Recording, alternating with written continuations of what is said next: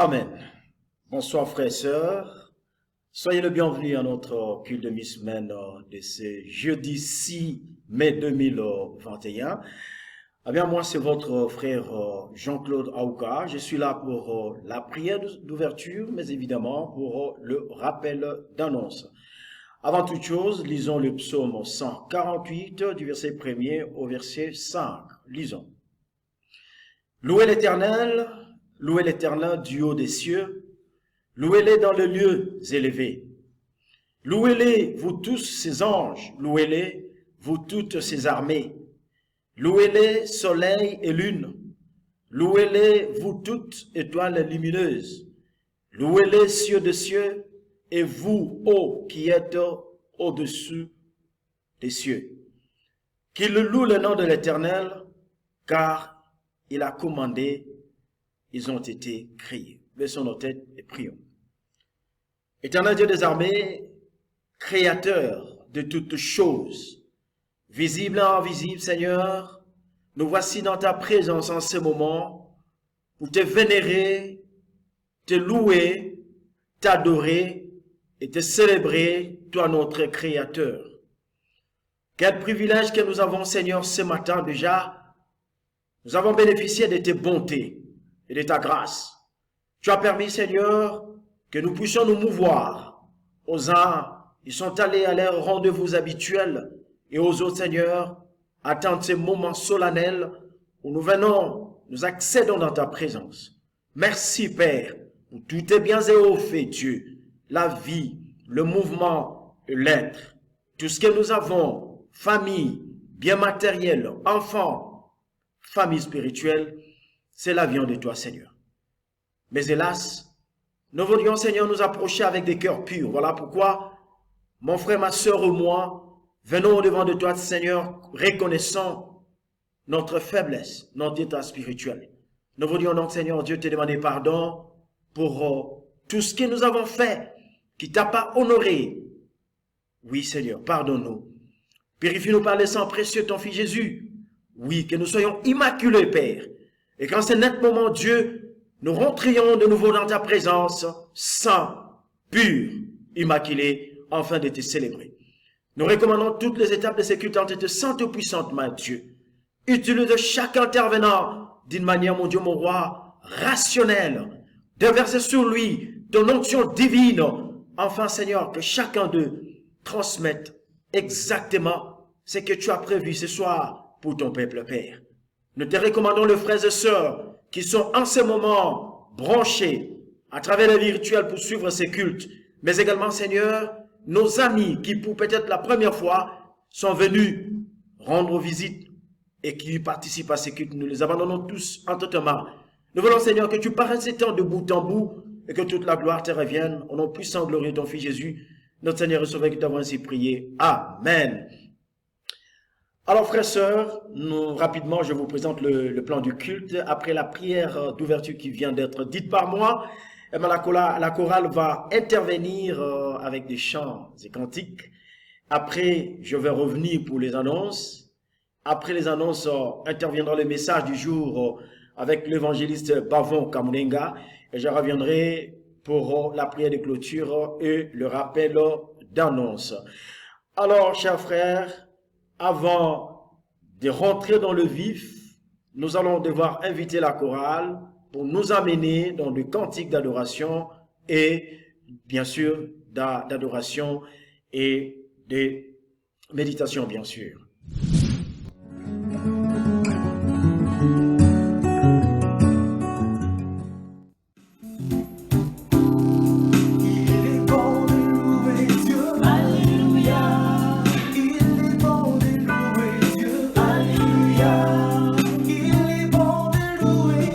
Alléluia.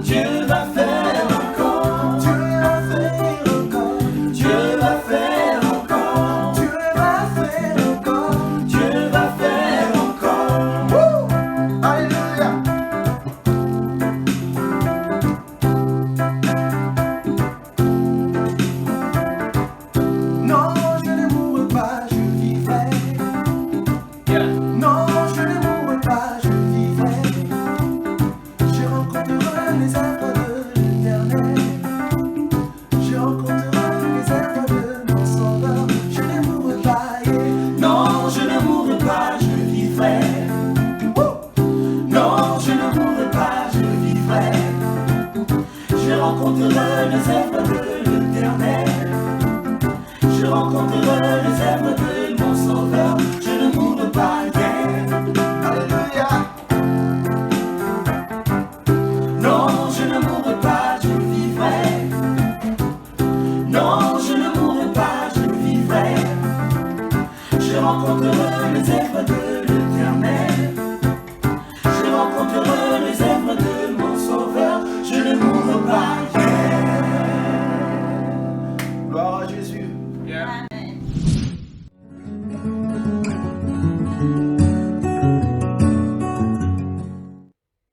Frères et sœurs, vous savez que 2021 a été déclaré année de l'utilité. Donc chacun de nous est en train de conjuguer d'efforts pour que cette année soit réellement utile, que l'on soit utile pour le Seigneur, mais également pour l'Église. Voilà pourquoi chacun de nous doit travailler dessus. Nous avons des demandes de prière. Il y a des frères et sœurs qui sont malades, mais également nous devons prier pour la paix et la sécurité en RDC. Déjà, vous avez vu l'état de siège qui a été décrété par les chefs de l'État. Et nous devons donc prier dans ce sens-là pour que la sécurité revienne dans la partie est du pays, mais également dans toute la RDC. Nous devons prier pour la pandémie à COVID-19. Nous devons prier pour le personnel travaillant dans la première ligne de défense contre COVID-19.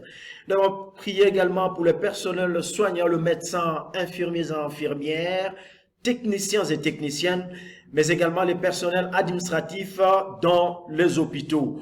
Frères et sœurs, nous devons prier d'une manière particulière, car la Bible dit dans Jacques 5,16, la prière fervente du juste a une grande efficacité.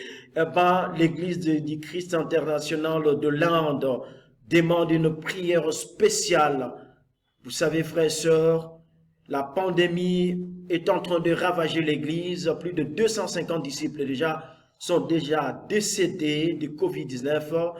Et donc, nous devons vraiment prier et prier sans cesse. Pour plus d'informations, vous pouvez rentrer dans les sites des Disciples Today. Nous pouvons rentrer dans ces sites pour plus d'informations, mais nous devons continuer régulièrement de prier pour l'Église de l'Inde. Frères et sœurs, nous avons parmi nous des frères et sœurs qui sont malades.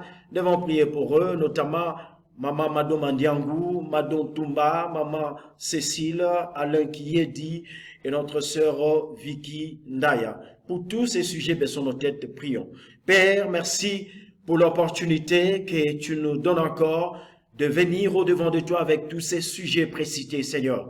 Nous voulions, Seigneur Dieu, te demander d'intervenir dans tous les aspects, Seigneur, dans tous les domaines que nous venons de citer, Seigneur Dieu, afin de manifester ta puissance, Seigneur. Nous croyons en elle. Nous savons que tu es le Tout-Puissant, tu es capable, Dieu, d'intervenir. Et pour notre pays, et pour les frères et sœurs de l'Église du Christ international, de l'Inde, mon Dieu, mon roi, et pour, Seigneur Dieu, le frère et sœur malade parmi nous ici à Kinshasa et partout ailleurs. Nous savons que tu es El Rafa. Nous savons que tu es celui qui guérit, mon Dieu, mon roi. Ta main n'est pas courte pour intervenir, mon Dieu, mon roi. Et nous avons la foi que tu vas intervenir et que dans le jour qui vient, mon Dieu, mon roi, nous aurons de très bonnes nouvelles relatives à tous ces sujets dont nous venons, Seigneur Dieu, de te présenter. Merci. Que toute la gloire te soit rendue en ton Fils Jésus, notre Seigneur et Sauveur, que tu as ainsi prié. Amen. Alors, frères et sœurs, COVID-19. Vous savez, frères et sœurs, que la pandémie est réelle, mais nous allons rapidement parler des chiffres. Alors, le cas total s'élève à 30 019. Les cas actifs, c'est 3 019. Le décès, malheureusement, c'est 707 décès déjà. Et qu'il y a 26 289 des guéris. Frères et sœurs, face à cette pandémie, nous avons besoin de laver fréquemment le main avec du savon ou désinfection avec gel à base d'alcool, ne pas se toucher le visage, éternuer dans le creux du coude, éviter de se serrer les mains et les accolades, port du masque obligatoire en public, distance sociale d'au moins 1 mètre, se faire tester et si à risque ou malade, se confiner volontairement et rester chez soi. Alors, le bon nouvel frère et sœurs, déjà le baptême, les eaux de baptême ont été en ébullition.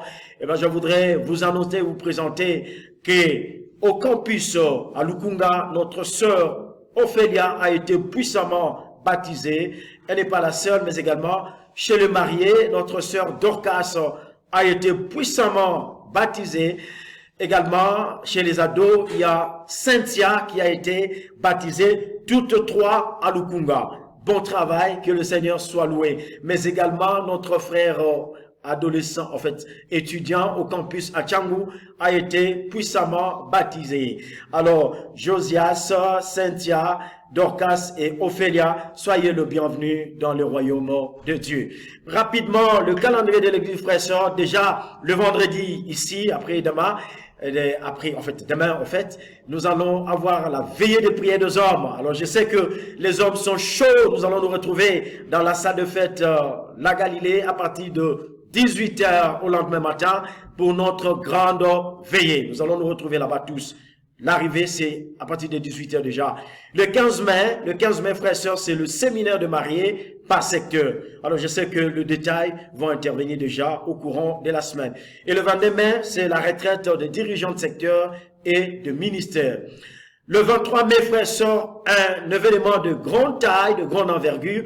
Il s'agit du mariage de notre frère Alain Kalunga et de notre sœur Lauriane Iboula. Frères et sœurs, en tant qu'église, nous savons comment nous devons nous préparer pour les accueillir.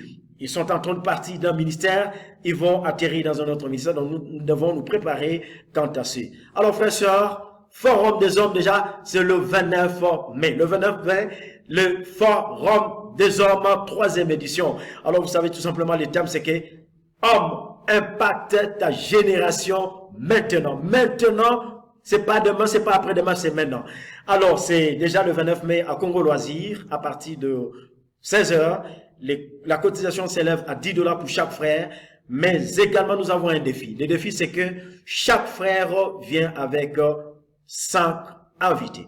Voilà pourquoi, pour bien préparer spirituellement cet événement, déjà le vendredi, le jeudi de la semaine prochaine, nous serons en jeûne et prière. Nous allons prier le frère uniquement. J'ai dit le frère uniquement. Jeudi prochain, nous allons prier, nous allons jeûner et nous allons clôturer dans nos différentes DB. N'oublions pas, frères et sœurs, nous sommes également dans la méditation. 365 jours de méditation. Les ados sont en train de méditer, mais également, nous les grandes personnes, nous sommes aussi en train de méditer. Mais j'insiste, je reviens.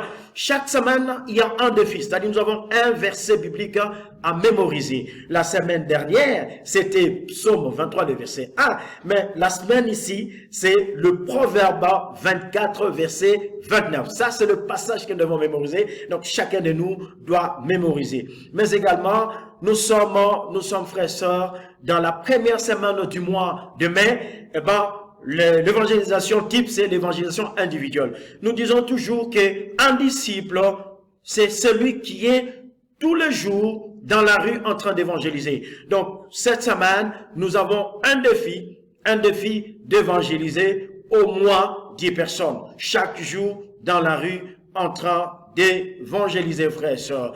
Et voici les horaires de nos cultes. Nous avons des sites.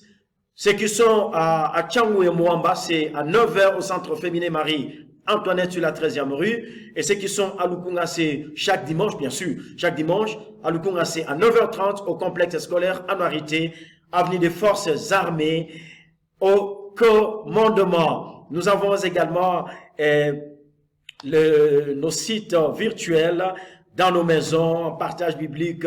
Nous rappelons que le couvre-feu, c'est de 22h à 4h du matin. Vous pouvez nous suivre sur YouTube, Facebook, WhatsApp. Nous avons également des messages audio, de transcrire l'essentiel du message, mais également vous pouvez rentrer dans notre site web icocrdc.org et nous avons aussi une bibliothèque. Nous vous informons, frères et sœurs, que nous profitons, nous avons nos sites où vous pouvez nous contacter facilement. Nous encourageons les frères et sœurs à pouvoir donner à Dieu. Donnons nos collectes et offrandes. 2 Corinthiens 9:7, car Dieu aime celui qui donne avec joie. Frères et sœurs, c'était là les annonces. Nous allons, merci pour cette première partie. Nous revenons pour la suite après le message.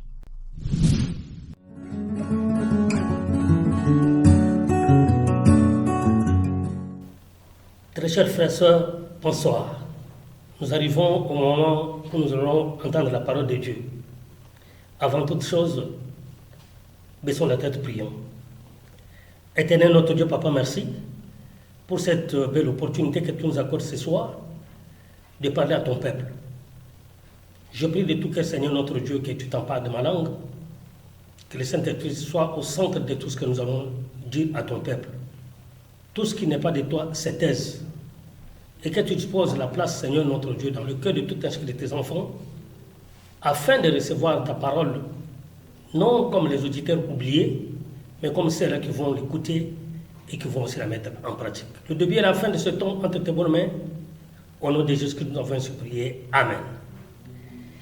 Frères et sœurs, c'est pour nous encore ce soir un privilège de venir dans vos maisons et partager avec vous ce message que le Saint-Esprit a mis sur notre cœur. Frères et sœurs, quelqu'un a dit, lorsque j'étais enfant, je parlais comme un enfant. Je pensais comme un enfant. Je raisonnais comme un enfant. Et lorsque je suis devenu adulte ou un homme, je fais disparaître ce qui est de l'enfant. Frères et sœurs, lorsqu'on est enfant, et on a besoin de grandir. Mais pour y arriver, il y a un processus qu'il faut suivre. Un processus de la croissance. On commence par téter les seins, sa maman. On mange la bouillie. On ne sait pas parler, ni marcher. Mais une fois grandi, on abandonne tout ce qui est enfant. On arrête les tétés. On ne mange plus la bouillie. On passe à la nourriture solide, c'est-à-dire on peut manger la nourriture solide, casser les os. On raisonne bien maintenant. On discerne aussi ce qui est bien et ce qui est mal. De même, lorsque la personne se fait baptiser en Christ, il est bébé spirituel. Il a aussi un parent spirituel qui veille à sa croissance spirituelle, c'est-à-dire à sa nourriture spirituelle. Oui, il commence aussi sa vie par boire le lait. Cette fois-là, c'est le lait spirituel. Et il mange aussi la nourriture légère jusqu'à un certain âge. C'est-à-dire, à ce moment-là, on enseigne le rudiment de la foi, le rudiment de la vie chrétienne, comment prier, comment méditer, comment évangéliser, jusqu'à recevoir les enseignements solides. À ce moment, il laisse tout d'enfant. Il est un adulte. Oui, frères et sœurs, en tant que disciple, on n'a pas besoin de rester bébé spirituel. On doit grandir, c'est-à-dire, on doit devenir adulte spirituel. Frères et sœurs, cela m'amène à lire ce passage de l'Écriture dans le livre de Hébreux, chapitre 5, verset 11 jusqu'au verset 14, que nous allons lire. Lisons, frères et sœurs. Nous avons beaucoup à dire là-dessus, et des choses difficiles à expliquer parce que vous êtes devenus lents à comprendre. Vous, en effet, qui depuis longtemps devriez être de maître, vous avez encore besoin qu'on vous enseigne le principe élémentaire des oracles de Dieu. Vous en êtes venus à avoir besoin de lait et non d'une nourriture solide. Or, quiconque en est au lait n'a pas l'espérance de la parole de justice, car il est un enfant. Mais la nourriture solide est pour les hommes faits, pour ceux dont le jugement est exercé par l'usage à discerner ce qui est bien et ce qui est mal. Frères et sœurs, dans ce passage, il s'agit d'une exhortation à la croissance spirituelle. Le jeune chrétien hébreu après avoir été enseignés, en commençant par les enseignements élémentaires de la vie chrétienne, ils sont restés dans la même position sans pouvoir manifester la croissance spirituelle, c'est-à-dire sans saisir les vérités spirituelles de l'évangile qui leur avait été annoncé. Ainsi, l'orateur leur montrait que vous deviez être des maîtres selon la durée de votre naissance spirituelle, c'est-à-dire vous deviez devenir spirituellement mature que de rester le bébé spirituel. Il leur montrait que vous êtes encore à l'étape de lait, c'est-à-dire l'étape des bébés spirituels. Ainsi, son souci majeur était de les faire sortir dans cet état de léthargie spirituelle et les amener à la maturité ou à la croissance spirituelle. Alors, je tirerai de ce texte mon thème que je vais exploiter ce soir: devenir mature pour servir. Mature vient du mot maturité, qui veut dire état de ce qui est mûr.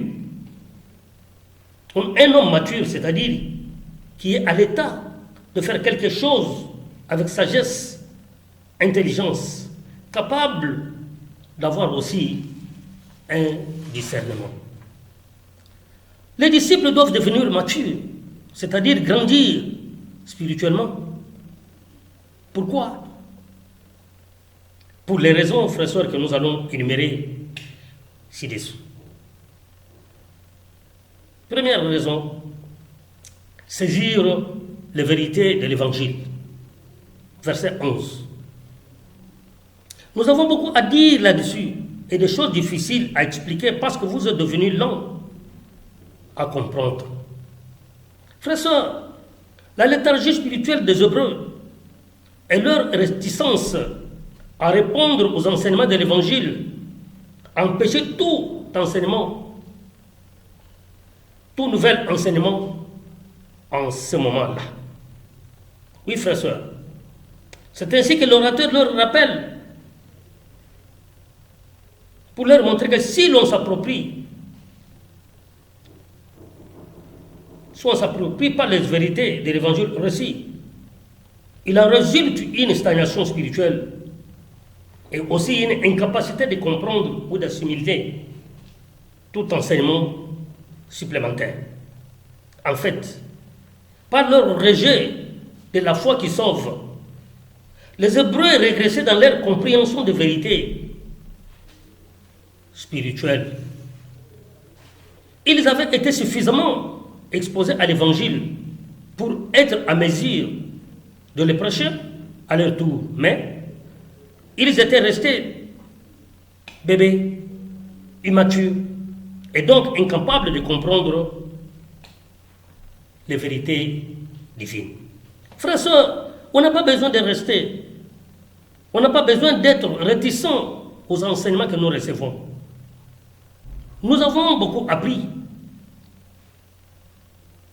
Et pourquoi beaucoup parmi nous ne saisissent pas le message de la vérité, les messages qu'on nous prêche chaque jour? Tel que cette année, frères et sœurs, la vision de l'Église, c'est l'utilité pour le Seigneur. C'est-à-dire être utile pour le Seigneur. Chacun de nous devrait s'efforcer à être utile pour le Seigneur. Malheureusement, beaucoup ne se sont pas appropriés de cette vérité de l'Évangile, ou de cette vérité, ou de cette vision de l'Église. Tu resteras toujours, si tu ne t'appropries pas de cette vérité de l'Évangile, tu resteras toujours bébé. Bébé pour toujours, c'est-à-dire en train de prendre le lait au lieu de prendre la nourriture solide. Or, le lait, ce n'est pas pour les adultes, mais plutôt pour les bébés. Et combien parmi nous, frères et sœurs, jusqu'aujourd'hui, sont restés à cette étape Tout simplement parce qu'ils ne saisissent pas les vérités de l'évangile prêché. Alors, travaillons à être utiles pour le Seigneur en saisissant les vérités de l'évangile. C'est-à-dire, chaque fois qu'on nous prêche le message, nous avons intérêt à saisir cette vérité. Nous avons besoin de nous approprier cela, frères et sœurs, faire que cette vérité-là nous appartient. Et mon deuxième petit point, c'est être capable d'enseigner les autres. Oui, frères et sœurs, au verset 12, il est écrit, en effet, depuis longtemps, vous devriez, en effet, depuis longtemps, devrez être de maître, c'est-à-dire enseignant. Oui, frères et sœurs, tout croyant est appelé à grandir et devenir maître ou enseignant. Dans Colossiens chapitre 3, verset 16, à 1 Pierre 3, verset 15, la Bible nous exhorte, la Bible nous montre que nous devrions être capables d'exhorter les autres et aussi défendre aussi la doctrine de Christ. Oui, frères et sœurs, si les Hébreux avaient réellement obéi à l'évangile sans réticence, s'ils avaient saisi les vérités de l'évangile, ils auraient transmis le même message aux autres. Malheureusement, ils sont restés bébés, incapables d'enseigner les autres. Les disciples doivent être capables, frères et sœurs, après avoir été enseignés suffisamment sur beaucoup de vérités spirituelles, devraient être capables de les enseigner aussi aux autres. Alors pourquoi avoir deux vitesses à l'église? C'est-à-dire avoir les frères et les sœurs prêts à communiquer ce qu'ils ont appris aux autres, tandis que les autres n'ont pas cette capacité. Frères et sœurs, j'encourage tous les frères et sœurs qui ont compris que nous sommes devenus disciples de Jésus-Christ, nous sommes sauvés. C'est pour sauver les autres et non pas pour croiser les bras. Ceux-là qui s'efforcent à vivre cette vie, à enseigner aussi les autres, ils sont matures, ils sont spirituellement matures. Et on n'a pas besoin d'avoir des disciples non actifs à l'église, c'est-à-dire des disciples qui observent, des disciples qui sont spectateurs, qui ne sont pas capables de mettre en pratique les choses qu'ils apprennent, c'est-à-dire qui ne sont pas capables de communiquer les vérités qu'ils ont apprises aux autres. Dis-moi ton âge spirituel et je te dirai si tu es mature ou pas. On dit, la valeur de l'homme n'attend pas le nombre des années. C'est-à-dire, on peut de temps devenir aussi mature. Un peu de temps seulement, si on se laisse enseigner, si on saisit les enseignements, on peut aussi grandir spirituellement. Oui. Et enseigner aussi les autres. Oui, frères et sœurs, je vis des frères nouvellement baptisés qui n'ont pas fait 10 ans dans la foi, qui n'ont pas fait 5 ans dans la foi. Mais peut-être une année, ils ont grandi, ils sont devenus matures, ils sont dirigeants aujourd'hui. Ils enseignent la Bible et ils font des grandes choses pour Dieu. Tandis que ceux-là, 20 ans, 15 ans, si tu reposes la question, frère, tu as quel âge spirituel? Nous voyons cela dans nos temps de famille, lorsqu'on demande, frère, que chacun se présente. Tu vois un frère ou une sœur qui s'élève. J'ai 15 ans, j'ai 20 ans dans la foi. Même les jeunes disciples qui viennent d'arriver sont étonnés de voir que le frère ici a 20 ans dans la foi. Mais ils constatent que tu n'as pas grandi. Tu ne grandis pas, tu es resté toujours bébé. Tu n'as pas la capacité de transmettre tout ce que toi tu as appris aux autres. Frères et sœurs, il est temps pour nous aujourd'hui de devenir matures pour servir. Et mon troisième petit point, c'est capable de devenir les hommes faits. Verset 14.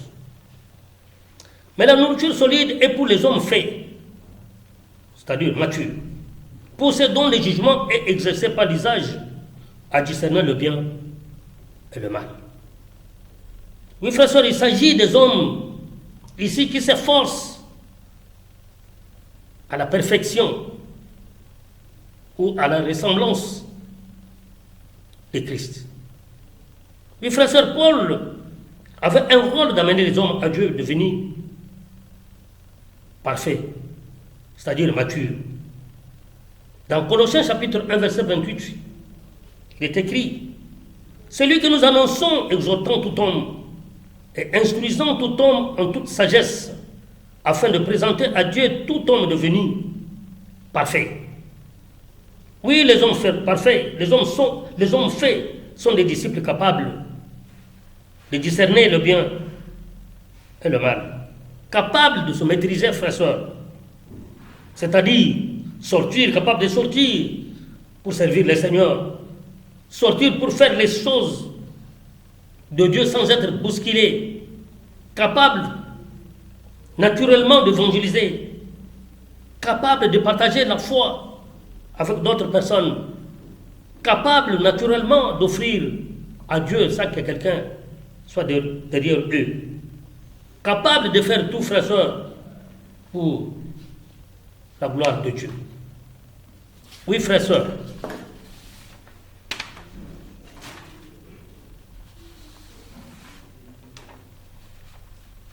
pour conclure, ou pour terminer, les disciples ne doivent pas rester dans l'état de bébéisme,